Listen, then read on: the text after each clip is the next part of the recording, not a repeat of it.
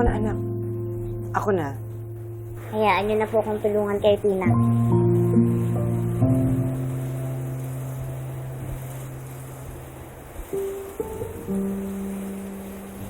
Tinang, ano po bang problema niyo?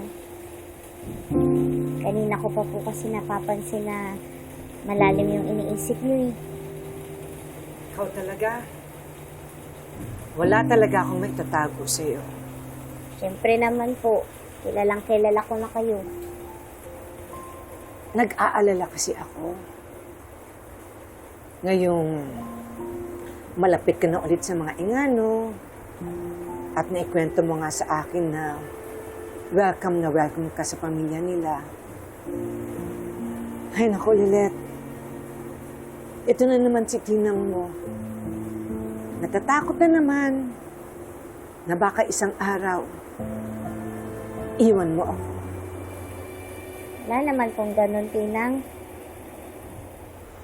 Napangako ko po. Hindi ko iiwan ang nag-iisa kong Tinang. Di pa nga, sabi ko po, kayo lang, sapat na. Siguro, paminsan po, pupunta ko doon para makasama si tatay at si Trixie. Kaya huwag na po kayong malungkot ha. Ngayon wala na po si nanay. Kahit noon pa naman nung nabubuhay pa siya, totoong nanay na po yung turing ko sa inyo. Hindi po magbabago ang tingin ko sa inyo at sa pamilyang Matias.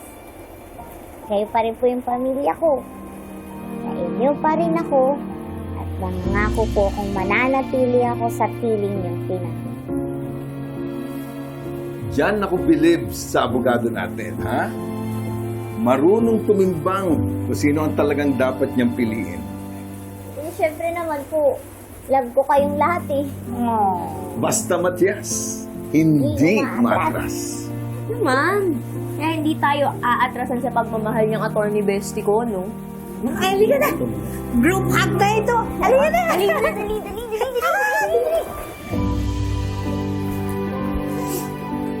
Halika na, ha? Halika na! Ay, di, okay lang. Di, okay lang po. Okay lang po talaga. Di, okay lang talaga. Ayaw ba talaga? Sabi pa.